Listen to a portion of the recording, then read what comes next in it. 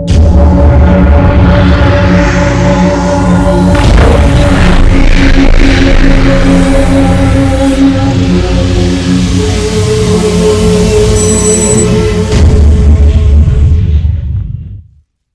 Hind, Jai Bharat to everyone. Students, I hope you all are fit, fine and safe at home. Welcome to our online education. Myself Sengundar Sulekshna and I will be teaching you SPCC. So students, today we are here to see Standard 12th SPCC Part 2, Chapter number 2, Transfer and Transmissions of Shares. As you all know, we have already seen few parts of this chapter. So today we are here to see the part 5 of the chapter. So before starting the today's current portion, let us have a short summarization regarding the previous portion. Previously we have seen about the procedure of the demat share transfer. After that we have seen about the duties of the company secretary on the process of the transfer. Let us have a brief discussion on this portion. First of all, the procedure of the demat share transfer. For that you have to understand the demat account and the every portion. So whenever a physical share is there, according to the new Company Act 2013 provision, one cannot sell or buy the physical form of the shares. So for that they have to first of all open a demat account using the depository participants and the banks. So now when we are converting the physical share into the electronic form, that is considered as the dematerialization of the share. In short, we can say that the hard copy of the share certificate is being found up by the soft copy, exchanged up by the soft copy. For that you have to open up the demat account, which is opened with the help of the depository participant. Who are the main depository participant in India? In India there is NSDL and CDSL, which means the National Security Depository Limited, and the CSDL, which means the Central Security Depository Limited. So this portion help you out, these depository participants help you out to open a demat account and handle the portion. Behalf of the customer shareholders, the NSDL help out them in the process of the transfer and the each portion. In this portion of the transfer, the company is not able to do anything. The company cannot control the share transfer. All other activities are being handled up by the NSDL and CDSL. Even the private banks also are being seen as an intermediate in the process of the share transfer. Whenever one wants to purchase the share or wants to sell the share, for that purpose they have to open the demat account. With the help of the depository participants, there is an instruction slip that is provided online by the depository participant. They have to fill that, and after submitting the form, the depository participants will carry forward the further procedure of the share transfer. Even we have seen the instruction slip in a very detailed manner. In that we have so that we have to mention up all the detail regarding the shares and the seller and the buyer and what type of transaction you want to do. You want to purchase or you want to sell.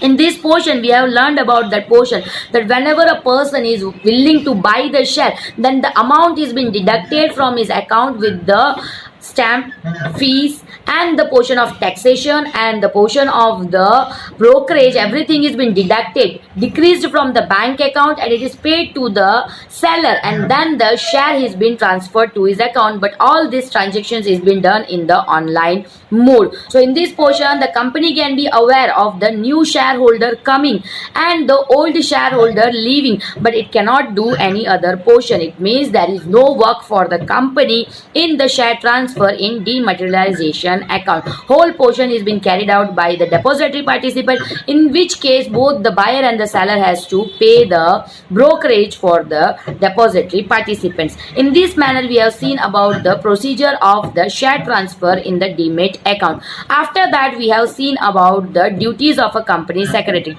As you all know, the new Company Act 2013 gives us the KMP, means key managerial position for the secretary. After the board of directors, the next portion or the person is included with the shares dealing is considered as the secretary. So company secretary is a very important person, and the procedure of the share transfer is being done by the company secretary according to the provision of the Company Act. So in this portion we have came to know the responsibility of share transfer is being on the company secretary. If she does any mistake or he does any mistake, then the responsible person will be liable for that particular punishment or the legal actions that is taken by the portion of the company. That's why whenever doing the share transfer, the company secretary must be aware of the portion and must try to do the share transfer procedure in a very legal manner rather than that in a very provisional and the authentic manner without any mistake or carelessness.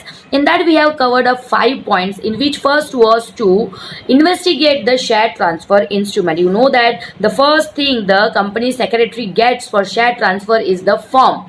So she has to check that whether the address of the seller and the buyer, the signature of the seller, everything is being properly mentioned up in the form or not, or whether the things are being correctly written in the form or not. After verifying this portion, second comes the topic of the stamp and the fees. What is the market value of the share certificate, and after that what stamp duty is being applicable for that portion? Is that portion being paid up in a proper manner or not? That thing must be analyzed secondly on the portion of the duty of the company secretary. Thirdly, after checking all this portion, third portion will be seen up for the required documents, which means the witness signature, whether the witness has been given the signature for that particular portion or not. This verification must be done in a very detailed manner. Fourth one, if you are seeing, then the portion of the checking of the signature and after the instrument and certificate, whether the allotment letter and necessary documents are being given to the secretary or not, that portion must be checked up. And after checking the satisfactory documents, if it is submitted, then the receipt for that should be given to the portion in a very proper manner. In this sense, she has to or he has to confirm that she has received the satisfactory document, and the issue of the receipt must be given to the person who is coming there to submit the share instrument. After that, the fifth point we have seen about the resolution passed on the board meeting. After getting all this portion, the company secretary has to inform to the board of directors regarding the share transfer request, and a necessary meeting and the resolution must be passed on this topic. Up to this we have seen in a very detailed manner. So now let us move on with the further points in the further PDF in a very detailed manner. So students, now let us move on with the further portion of the chapter. Last time हमने 5th point तक देखा था, अब हम 6th point से देखते हैं. Entry in share transfer register. So I am going to read it out, listen it out carefully. After granting share transfer, necessary entry is to be made by secretary regarding share transfer. जैसे ही grant मिल जाता है कि share transfer किया जाए, उसके बाद necessary entry जो है सेक्रेटरी के थ्रू शेयर ट्रांसफ़र का किया जाता है. आपको पता है शेयर ट्रांसफ़र का एक रजिस्टर मेंटेन होता है, उस रजिस्टर के अंदर एंट्री किया जाता है कि अब ये इंसान के नाम पे शेयर को ट्रांसफ़र करवाना है, इस नाम से करना है. इस तरीके का उस बुक के अंदर एंट्री रिजोल्यूशन पास होने के बाद जो है बोर्ड ऑफ डायरेक्टर अगर रिजोल्यूशन पास करते तो उसके बाद ये एंट्री किया जाता है. Point number 7, registration is register of members. Share transfer is approved on the basis of the form of transfer presented by the shareholder.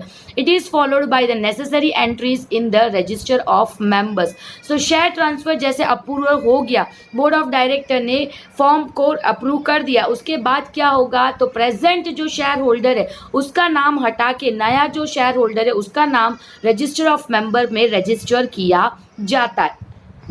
To issue notice regarding approval of share transfer. After approval of share transfer, notice is issued to such purchasers and share buyer.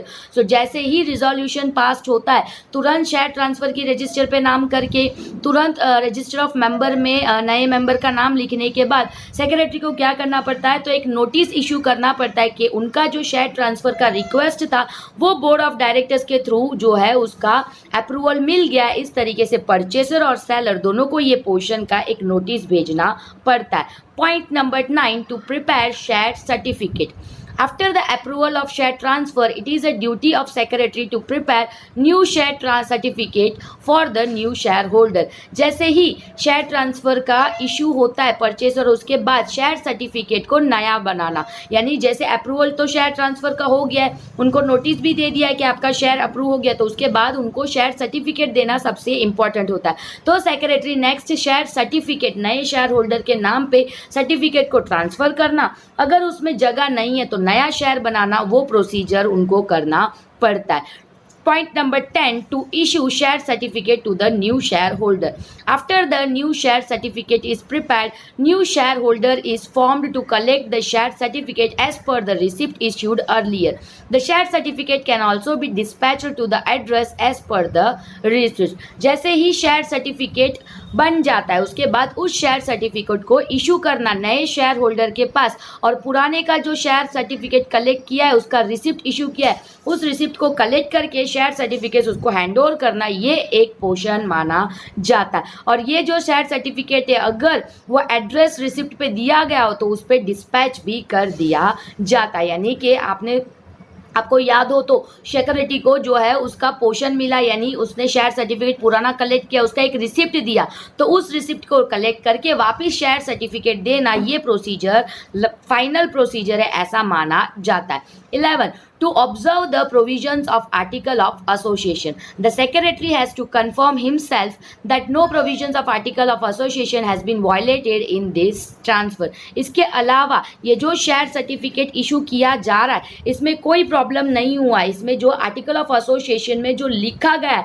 उस provision के हिसाब से ये transfer हो रहा है कि नहीं, इसका ध्यान रखना और उसको we can say that confidence के साथ ये कंफर्म करते हुए ये काम करना एक सेक्रेटरी का काम माना जाता है। तो यहाँ खत्म होता है 11 points duties of the company secretary regarding the share transfer. इस तरीके से शेयर ट्रांसफर में कंपनी सेक्रेटरी का रोल देखा जाता है। सो now let us move on with the further portion, transmission of share. Transfer of share under the operation of law, compulsory transfer of share. When the owner of share is transferred compulsorily under any law, then such a transfer is known as transmission of share, compulsory transfer of share. तो अभी तक हमने ये देखा कि transfer करना, अभी तक तो जो सेलर या बायर अगर इच्छा करते हैं तो ही जो है ट्रांसफ़र शेयर का किया जाता है, बट कंपल्सरीली अगर प्रोविजन ऑफ लॉ के हिसाब से कानूनी तौर पे जब ज़बरदस्ती आपको आपका शेयर किसी और के नाम पे ट्रांसफ़र किया जाता है उसे ट्रांसमिशन ऑफ शेयर बोला जाता है, इसे कंपल्सरी ट्रांसफ़र ऑफ शेयर भी माना जाता है। So let us see the meaning in a very detailed manner. When the title in the share of a person is automatically transferred, it is called transmission of share. Shares are to be transferred under the operations of law when the shareholders is declared to be of unsound mind or declared to be insolvent or in case of his death. तो यहाँ पे जब भी एक इंसान का जो shares है वो किसी और के नाम से ऑटोमेटिकली ट्रांसफ़र कर दिया जाता है उसे ट्रांसमिशन ऑफ शेयर बोला जाता है। शेयर्स जैसे कि कानूनी तौर पे जब शेयर होल्डर्स अनसाउंड, कोई अगर शेयर होल्डर है वो पागल हो जाता है, इंसॉल्वेंट हो जाता है, उसके पास पैसे नहीं है या वो मर जाता है, तो उस टाइम पे कोई बायर या सेलर नहीं होता है, तब कानूनी तौर पे उस शेयर को किसी और के नाम पे जब ट्रांसफ़र किया जाता है as per the legal provision तो उसे क्या बोला जाता है, ट्रांसमिशन ऑफ शेयर बोला जाता है। अगर इंसान पागल हो जाए तो उसके बाद जो नॉमिनी होगा उसको ट्रांसफर तो कंपल्सरीली करना पड़ेगा एज पर लॉ, और वैसे अगर वो मर जाता है तो उसके बच्चे के नाम पे या जिसको उसने नॉमिनी रखा उसके नाम पे कानूनी तौर पे जो ट्रांसफर किया जाता है उसे ट्रांसमिशन ऑफ शेयर बोला जाता है। Circumstances for transfer of share under the operation of law, किस सर्कमस्टेंसेस पे हमें ट्रांसफर ऑफ शेयर करना पड़ता है वो भी कानूनी तौर पे। Let us see that in a very detailed manner. Number 1, will is not prepared in state and there are legal successors. Sometimes shareholders had not prepared will intestate and he expires, then the share in his name are transferred to the successor on the basis of the succession certificate. अगर will नहीं prepare किया, ठीक है, मेरे बाद ये सारी चीज़ें इनको जाना चाहिए, ऐसा कोई विल अगर उन्होंने प्रिपेयर नहीं किया यानी पहले से ही उसने ये डिसीजन नहीं लिया तो लीगल सक्सेसर को ये चीज़ें जाता है। यानी शेयर होल्डर ने अगर कोई विल नहीं प्रिपेयर किया कि मेरी ये जो शेयर है इनको ही दिया जाए, ऐसा कोई उन्होंने कमिटमेंट नहीं किया मरने के पहले और वो मर जाते तो उनके बाद डायरेक्टली अपने इंडियन लॉ के हिसाब से तो पापा की जो चीज़ें होती है डायरेक्टली किसको मिल जाती है, तो बेटे को। तो इस तरीके से डायरेक्टली उसके बाद जो सक्सेसर होता है सक्सेशन सर्टिफिकेट के बेस में उस इंसान को उसे एलोकेट कर दिया जाता है। Next, will is not prepared in state and there are no legal successor. Many a time shareholder has not prepared a will in state and he has no successor and he expires. In this situation, the court may appoint administrator receiver who then has the right to conduct the court may appoint administrator receiver. The receiver may transfer the share in his name.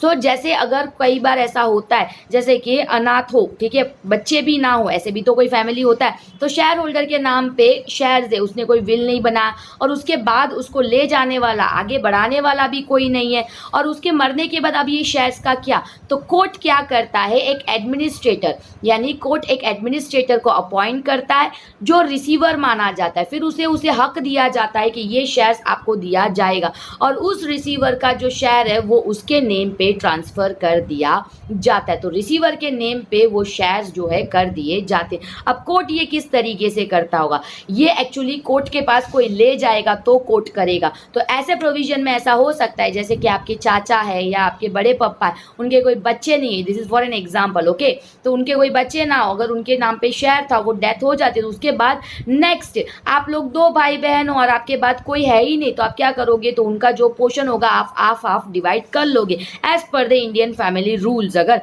इस तरीके से देखो तो वैसे court क्या करेगा, अच्छा ये नहीं है, इनके बाद कोई नहीं है, तो इनको इनका दिया जाए, इस तरीके का एक डिसीजन कोर्ट देता है। Shareholder declared to be insolvent. When shareholder is declared to be insolvent by court, an official receiver or assignee is appointed by court.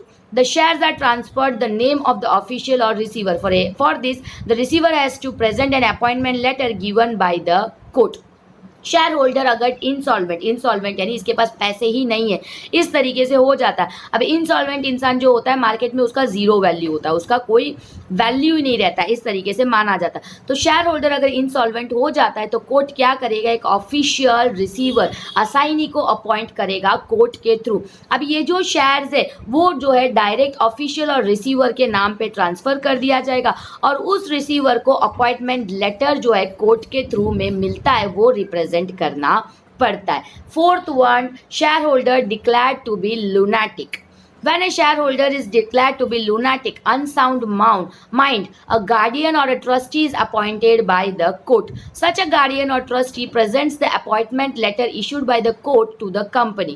After receiving such a letter, the shares are transferred to the name of the administrator. जैसे अगर कोई lunatic मतलब पागल हो जाता है, ठीक है, अगर कोई पागल हो जाता है, वो इतना स्टेबल नहीं है कि वो डिसीजन ले पाए, उस टाइम पे कोर्ट पे एक लेटर पास करवाना पड़ता है। जैसे ऊपर के दो टॉपिक में देखा, अगर आपके पापा है या आपके चाचा है, वो अगर इस तरीके से उनको कुछ हो जाता है, फॉर एग्जाम्पल ये सारी है क्योंकि आपको इजीली वो समझ में आ जाए, ठीक है, अगर उनको कुछ ऐसे हो जाता है, अचानक से माइंड अनसाउंड हो जाता है, तो उस टाइम पे आपको कोर्ट के पास एक लीगल पिटीशन डालना पड़ेगा कि इस तरीके का हो गया और ये जो शेयर है ये मेरे नाम पे ट्रांसफर करने का एक अर्जी करना पड़ता है। तो कोर्ट क्या करेगा, आपको एज ए गार्डियन और एज ए ट्रस्टी जो है अपॉइंट करेगा और आपको एक लेटर देगा, अपॉइंटमेंट लेटर। ये लेटर को ले जाके आपको कंपनी को देना पड़ेगा। जैसे ही आप कंपनी को ये लेटर दोगे, तुरंत ही कंपनी क्या करेगा, तो आपके नाम पे ये शेयर को ट्रांसफर कर देगा।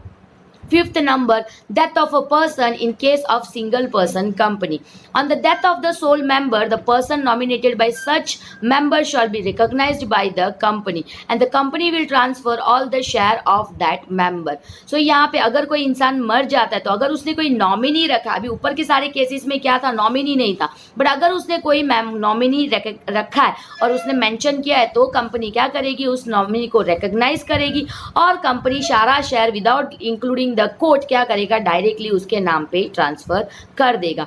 A legal representative has the right to get dividend and other privilege. However such a representative cannot participate in the meeting of the company. He cannot utilise right which are given to the shareholder. अगर कानूनी तौर पे वो इंसान नहीं है, उसकी जगह कानून ने, कोर्ट ने आपको वो पोषण दिया हो, तो वैसे लीगल रिप्रेजेंटेटिव, अच्छा वो नहीं है, वो पागल है, वो इंसॉल्वेंट है, उनकी जगह मुझे दिया है, मैं ये अटेंड करूंगा, तो उस तरीके का राइट में आपको डिविडेंड मिल सकता है और बाकी के फायदे मिल सकते हैं, बट आप कंपनी की मीटिंग को अटेंड नहीं कर सकते और वो जो राइट शेयर होल्डर को दिया जाता है वो आप यूटिलाइज नहीं कर सकते, ऐसे यहाँ पे लास्ट में दिया गया। सो इस सिचुएशन में, ये 5 सिचुएशन में ट्रांसमिशन ऑफ शेयर्स देखा जाता है। प्रोसीजर ऑफ शेयर ट्रांसफर जो है ये पोर्शन हम नेक्स्ट वीडियो पे देखेंगे। So now let us move on with a short summarisation of the topic that we have seen today. So students, I hope that you all have understood the today's portion in a very well manner. So today we have seen about the duties of the company secretary and the transmission of the share, and in which situation the transmission of the shares are being done up. So let us have a short summarization of the topic that we have seen today. So duties की अगर हम बात करते हैं, duties of a company secretary share transfer के अंदर point number 6 से हमने स्टार्टअप किया. जैसे ही रिजोल्यूशन पास अप हो जाता है, बोर्ड ऑफ डायरेक्टर जैसे रिजोल्यूशन को पास कर देते, तुरंत ही एक कंपनी सेक्रेटरी को शेयर ट्रांसफर का जो रजिस्टर है उसके अंदर नए मेंबर का नाम इंक्लूड करना पड़ता है और पुराने नंबर का रिक्वेस्ट यानी इसने इसको ट्रांसफर किया ऐसा मेंशन अप करना पड़ता है उस रजिस्टर के अंदर. वंस शेयर रजिस्टर जो ट्रांसफर का रजिस्टर है उसके अंदर एंट्री होने के बाद नेक्स्ट स्टेप जो है, next duty as a company secretary, तो कंपनी सेक्रेटरी को जो रजिस्ट्रेशन ऑफ रजिस्टर्ड मेंबर है शेयर होल्डर्स, उस बुक के अंदर नए शेयर होल्डर्स का नाम डालना पड़ता है. वंस अप्रूवल होने के बाद दोनों जगह दोनों रजिस्टर पे नाम डालने के बाद तुरंत ही शेयर होल्डर को एक नोटिस भेजना पड़ता है, परचेसर और सेलर दोनों को, कि आपका जो रिक्वेस्ट था ये अप्रूव हो गया और आपका जो रिजोल्यूशन है वो पास हो गया और आपका शेयर ट्रांसफर हो गया. इस तरीके का एक पोर्शन उनको नोटिस में देना पड़ता है. नोटिस देने के बाद all of sudden next step, next duty अगर हम कंपनी सेक्रेटरी की बात करते हैं तो कंपनी सेक्रेटरी को क्या करना पड़ता है, तो जो शेयर सर्टिफिकेट उसने कलेक्ट किया उस शेयर सर्टिफिकेट के अंदर नए शेयर होल्डर का नाम डालना पड़ता है. नए नाम जो शेयर होल्डर का है वो डालने के बाद नेक्स्ट ड्यूटी उनको ये जो शेयर सर्टिफिकेट है वो जो रिसिप्ट उन्होंने उनको दिया है शेयर होल्डर को वो वापस कलेक्ट करके उस रिसिप्ट के बिहाफ में नए शेयर सर्टिफिकेट उनको अलॉट कर देना. यानी यहाँ शेयर ट्रांसफर का प्रोसीजर जो है वो कंप्लीट हो जाता है. बट ये जो पूरा प्रोसीजर हुआ, इस प्रोसीजर में सारे प्रोविजन जो आर्टिकल ऑफ एसोसिएशन में मेंशन अप किया गया था उस पोर्शन के हिसाब से ये काम हुआ है कि नहीं, विदाउट लीगल प्रॉब्लम या लीगल रुकावट ये काम कंप्लीट हो जाए, ये पोर्शन का ध्यान एक कंपनी सेक्रेटरी को रखना पड़ता है. इस तरीके से 11 पॉइंट्स के अंदर हमने एक कंपनी सेक्रेटरी का ड्यूटी शेयर ट्रांसफर के अंदर क्या होता है उसके बारे में जाना. After that we have seen about the transmission of share. Transmission of share का मतलब क्या? ट्रांसमिशन ऑफ शेयर का मतलब जब भी कानूनी तौर पे कायदों के मर्यादा पे जब एक शेयर को किसी और के नाम पे खुद ही कंपनी ट्रांसफर कर देता है कोर्ट की अप्रूवल के साथ, तो उसे कहीं ना कहीं ट्रांसमिशन ऑफ शेयर बोला जाता है, कंपल्सरी ट्रांसफर ऑफ शेयर माना जाता है. So what is the meaning of transmission of share? Transmission of share की मीनिंग की अगर हम बात करते हैं, अगर कोई इंसॉल्वेंट हो जाता है, अगर कोई पैसे के रूप में कंगाल हो जाता है, पागल हो जाता है, मर जाता है, तो ऐसे सिचुएशन में कानूनी तौर पे लीगल प्रोविजन के हिसाब से और ऑब्जेक्टिव ऑफ लॉ के हिसाब से वो जो शेयर है वो किसी उसके बाद जो नॉमिनी हो या अगर कोर्ट जिसको डिसाइड करता है उसके नाम पे कंपल्सरी जो हमें ट्रांसफर करना पड़ता है उसे ट्रांसमिशन ऑफ शेयर बोला जाता है. किस किस सिचुएशन में ट्रांसमिशन ऑफ शेयर देखा जाता है? फर्स्ट वन, अगर किसी की डेथ हो गई, ठीक है, अगर किसी की डेथ हो गई और उसने कोई विल नहीं बनाया, ठीक है, विल बनाए बिना ही वो मर जाता है, तो उसके बाद जो सक्सेसर होता है उसको ये शेयर कंपल्सरीली ट्रांसफर करना पड़ता है. सक्सेसर इन द सेंस उसके बाद का जो पर्सन, नेक्स्ट लीडिंग पर्सन उस फैमिली का होता है, उसके नाम पे कंपनी को वो शेयर ट्रांसफर करना पड़ता है. अगर विल मेंशन नहीं किया गया मरने के पहले तो कोर्ट के अप्रूवल से सक्सेसर को डिसाइड किया जाता है. अब सेकेंड सिचुएशन था, अगर कोई इंसान मर जाता है, उसने विल भी नहीं बना और कोई सक्सेसर भी नहीं, तो उस टाइम पे जो पर्टिकुलर कोर्ट के ऊपर एक पेटिशन एक रिप्रेजेंटेटिव को करना पड़ता है और कोर्ट डिसाइड करता है कि किसको उसको वो शेयर मिलना चाहिए, और जो रिसीवर होगा, जो कोर्ट सैंक्शन करेगा उसे रिसीवर माना जाएगा और कंपनी उसके नाम पे शेयर को ट्रांसफर कर देगी. थर्ड पोर्शन, अगर कोई इंसॉल्वेंट हो जाता है, किसी के पास पैसे नहीं और एकदम इंसॉल्वेंट हो जाता है, उस टाइम पे कंपनी क्या करेगी, कंपनी कोर्ट पे पिटीशन डालेगा कि क्या किया जाए। तो कंपनी के पिटीशन के ऊपर कोर्ट डिसाइड करेगा, ऑफिशियली उसके लिए एक रिप्रेजेंटेटिव इलेक्ट किया जाएगा, उसे रिसीवर माना जाएगा और उसके नाम पे उस शेयर को ट्रांसफर किया जाएगा। फोर्थ सिचुएशन, अगर कोई इंसान लुनैटिक हो जाता है यानी कि पागल हो जाता है, अगर कोई इंसान पागल हो जाता है तो उसके बिहाफ में अगेन कोर्ट के थ्रू एक पिटीशन फाइल करवा के एक अपॉइंटमेंट लेटर लेना पड़ता है। इस लेटर को कंपनी में रिप्रेजेंट करने से जिसके नाम पे ये लेटर रिप्रेजेंट किया गया होगा उसे एज ए रिसीवर कंसिडर करके, एज ए गार्डियन कंसिडर करके ये शेयर उसके नाम पे ट्रांसफर कर दिया जाता है। फिफ्थ सिचुएशन, अगर नॉमिनी है तो सिंगल पर्सन कंपनी है, यानी अगर आप नहीं तो आपके बाद कौन ऐसा नॉमिनी उसने इलेक्ट किया हो शेयर होल्डर ने, तो उस सिचुएशन में अपने आप ही कंपनी क्या करेगी, कोर्ट को भी इंक्लूड किए बिना ये जो पोर्शन है उनके यहाँ ट्रांसफर कर देगा यानी अपने आप ही शेयर की transmission according to the rule कर देता है। अब इतने जो 5 सिचुएशन देखे गए, इस 5 सिचुएशन में जो लीगल रिप्रेजेंटेटिव कोर्ट के थ्रू अपॉइंट किया जाता है या एक इंसान के मरने के बाद उसकी जगह दूसरा कोई इंसान लेता है तो यहाँ पे उसे डिविडेंड मिलेगा और अदर बेनिफिट्स मिलेगा। बट कंपनी मीटिंग में और रेदर देन दैट उसको जो एम्यूनिटीज में जो पोर्शन मीटिंग में राइट्स वगैरह दिए जाते थे वही सेम राइट्स कहीं ना कहीं नए अपॉइंटी को दिया नहीं जाता, यानी नए शेयर होल्डर को दिया नहीं जाता। सो यहाँ तक का टॉपिक आज हमने डिटेल में देखा। I hope you all have understood the today's topic in a very well manner. Rather than that, I hope that this video was an interesting video for you all. Until the next interesting video is not coming, I hope you all will be fit, fine and safe at home. Until that, Jai Hind and Jai Bharat to everyone.